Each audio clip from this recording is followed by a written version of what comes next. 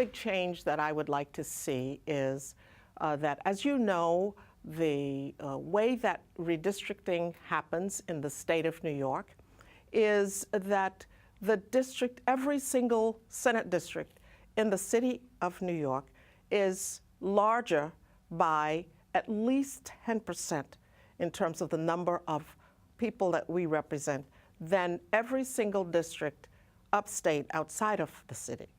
So that has to do with the way that redistricting happens in this state. In addition to that, up until just recently, in fact in 2010, there was a bill passed, but it did not affect the last redistricting. So up until now, in fact, the people who are incarcerated in prisons upstate are counted as if they were actually voting citizens in districts upstate. For us in the city, since those people basically come from areas in New York City, we miss that number of people. And they make up part of Senate districts where if they were not counted as part of those districts would not exist, some of them upstate.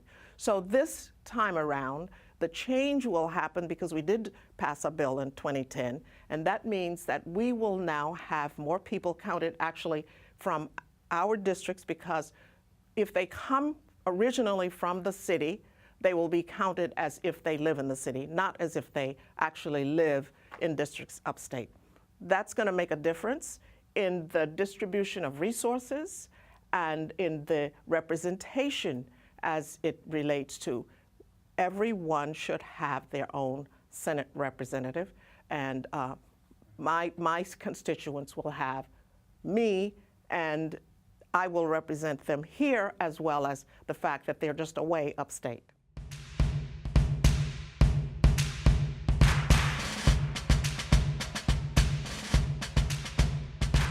All politics are local. That's number one.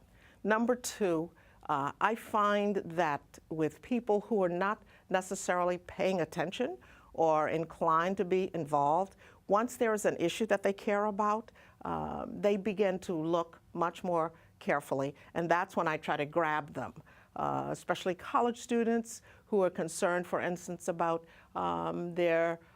what they have to pay for tuition. They come to Albany, but they also meet with me in the district.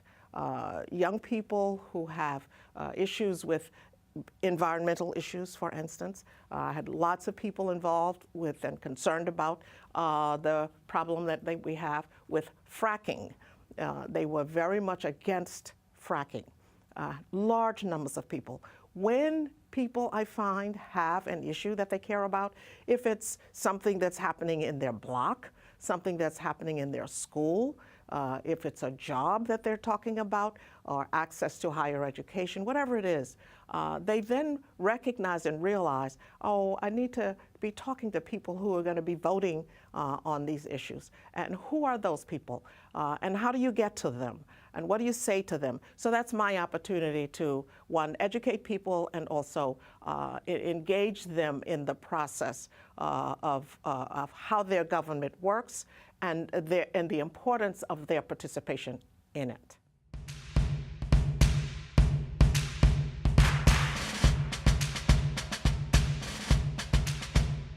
There's a very, very significant interest in how can we engage more of our young people in various STEM-related programs, because we understand that, and that when I say STEM, I mean areas of science, technology, math, and engineering.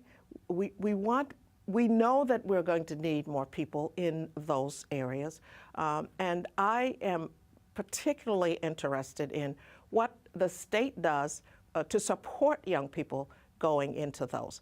So one of the things that I'm doing specifically is I'm working with a large number of people.